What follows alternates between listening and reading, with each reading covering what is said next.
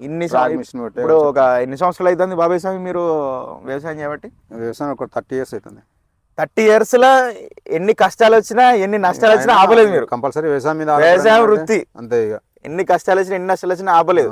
ఇక కష్టమైనా నష్టమైనా వ్యవసాయం చేస్తూనే ఉండాలి. ఇక వ్యవసాయం చేస్తే మన ఏంటి మన సంవత్సరం పోతే వచ్చే సంవత్సరం పోతా ఇట్లా అని ఆశపడుకుంటూ. అదే చూడండి ఫ్రెండ్స్, ఒకటి ఒక ఏంటిది, పండించే రైతు దేశానికి వెన్నుముక అంటారు కానీ తప్పించి వెన్నుముక అంటారు తప్పించి ఆడు ఏం లేదు. రైతే రాజు అంటారు కానీ రైతే రాజు. దేనికి రాజు అంటే దేశానికి లేదు. రైతు అనే వ్యక్తి ఏదైనా ఆపదున్నా సంపదున్నా ఎవరికి చెప్పి ఎవరి దగ్గర పర్మిషన్ తీసుకోకుండా పోవడమే రైతు రాజు. మిగతాదంతా కష్టాలు తప్ప ఏ ఉండదు. అయితే ఇంత సైక్లోన్ వచ్చి ఇంత పడుకున్నా గానీ ప్రభుత్వం నుంచి ఎలాంటి భరోసా లేదా? ప్రభుత్వం నుంచి కలెక్టర్ గారు స్పందించారు, ఎమ్మెల్యే గారు వచ్చారు, చూసుకొని సరే చూద్దాం చేద్దాం అన్నట్టు పోయిన అంతే తప్ప గవర్నమెంట్ మందం ఫోటోల గురించి వీడియోల గురించి వచ్చి పబ్లిసిటీ గురించి అంతే వచ్చారు. తర్వాత ఏముండదు. ఇక మనం ఎంత అప్రోచ్ రైతులను కొంచెం ఆదుకుంటాం అది అని చెప్పారు. ఇక అది ఏం ఆదుకుంటారో గవర్నమెంట్ ఎంత వచ్చినా కూడా ఎకరానికి 10,000 ఇచ్చినా కూడా మేము లక్షలలో లాస్ అయ్యాం.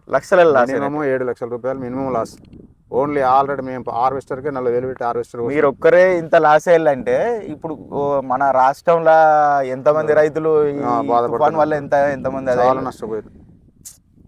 అని ఒక సైక్లోను ఈ రైతులను ఎంతగానో అది చేసిందో చూడొచ్చు.